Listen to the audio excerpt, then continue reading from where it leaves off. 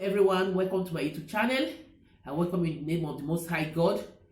Today we are going to be talking about the topic temptation. Temptation is not a sin. As long as we live on this earth, temptation will come in different form. But the way you handle it when it comes, that's what makes it a sin. Temptation is a strong urge or desire to do something that is wrong. But God has given us the spirit to have self-control. My brothers and sisters, Jesus Christ was tempted. I know you will say it's Jesus. I know you will say it's Jesus. Why am I bringing Jesus as an example? Shadrach, Meshach, and Abednego, they were tempted. They were human like us. They were tempted. Even when they saw that there was no escape route, there was nowhere to escape. They are seeing death to their face. But they said, no, we will never bow down to any other God. We will worship the Most High God. There is nothing that can stop them. They said, even though their God did not save them, they will never still bow down to anything. They were thrown into the fire. When God sees their faith in Him, the Spirit of God manifests greatly. Daniel was tempted. He was tempted. He was thrown in the lion den. He never gave up on God. Joseph in Egypt, he was also tempted.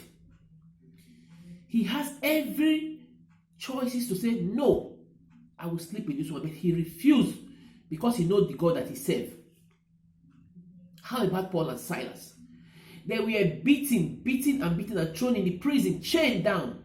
They have every opportunity to stop talking about Jesus, but they hold on to God. They praise God, they worship God, and the Holy Ghost came down. Temptation is not a sin, but how you handle temptation is what the problem is. The Bible told us in the book of James 1:13. He said, let no man say when he is tempted, I am being tempted by God, because God cannot be tempted by evil. God cannot be tempted by evil. So that when things happen in our life, we say, oh, it's God's will. It is not God. God cannot be tempted by evil. Nor He Himself tempt anyone else. You and I are drawn away. When we are tempted, we are drawn away by our own desires and enticed. We are drawn away with our fleshly desire, our selfish interest. We are not always content with what we have. We always put our hands and legs where we cannot reach. We want to compete with others. We want to be like others. You are not grateful for what you have. When that movement brings you disaster, you now blame God. You say, it was God that made it happen. How can He be God? God cannot be tempted with evil, not He Himself tempt anyone else. We are drawn away by our desire and enticed. He said, then, when desire has conceived, it gives birth to sin. And when sin is full grown, it brings forth death. That is why the Bible says the wages of sin is death. The wages of sin is death, but the gift of God is eternal life. Stop allowing yourself to be tempted in the wrong way. You have choice. God has given us choice.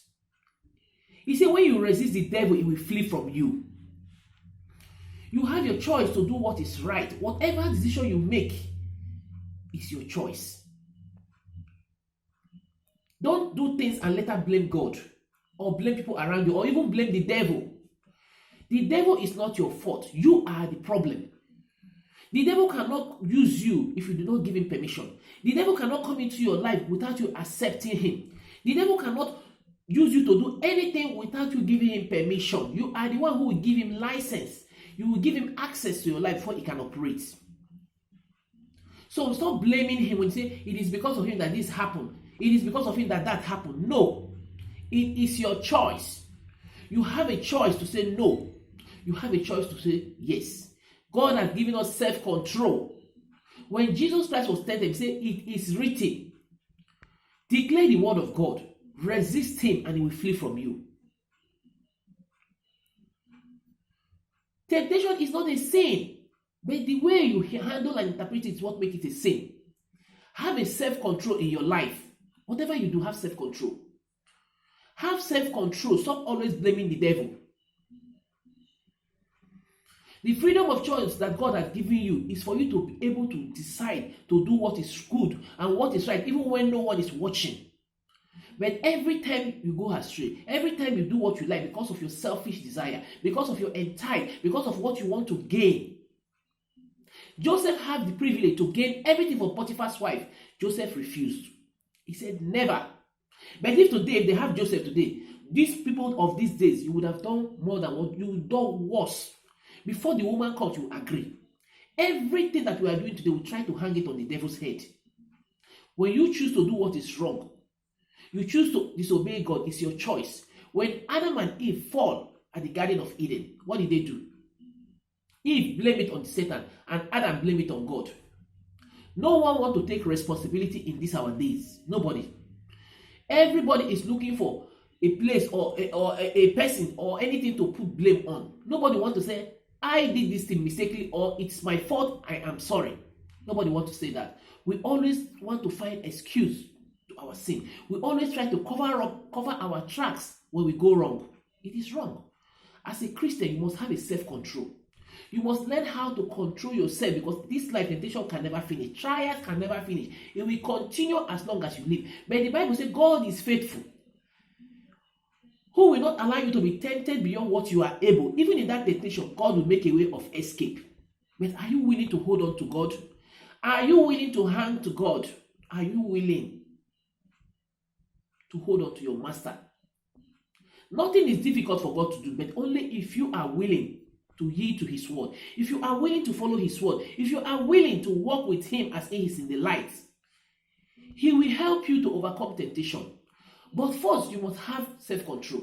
You don't expect God to do everything for you. You must take the first step and he will fall and take you. My brothers and sisters, don't always blame the devil for everything. Accept responsibility when you are wrong. Accept responsibility and repent from that ways. Renounce your ways and follow God. Have self-control. Be content with what you have. Always be contented. Appreciate God for what you have and he will do more. Learn how to resist the devil because he will flee from you. Like I said before, devil cannot do anything except you give him access to your life. He cannot come to you unless you invite him to your life. You invite him by your desires and worldly pleasures. Desire to do what is right before the sight of God, and he will flee from you. My dear brothers and sisters, always remember who you are. Follow Jesus. Resist the devil, and he will flee from you. Thank you all for today. Please, always remember who you are. Speak the word. Live the word. Breathe the word.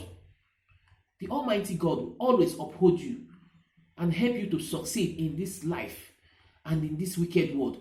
Thank you so much for your time. God bless you. Keep walking by faith. Keep trusting in the Lord. Have an awesome day. Bye.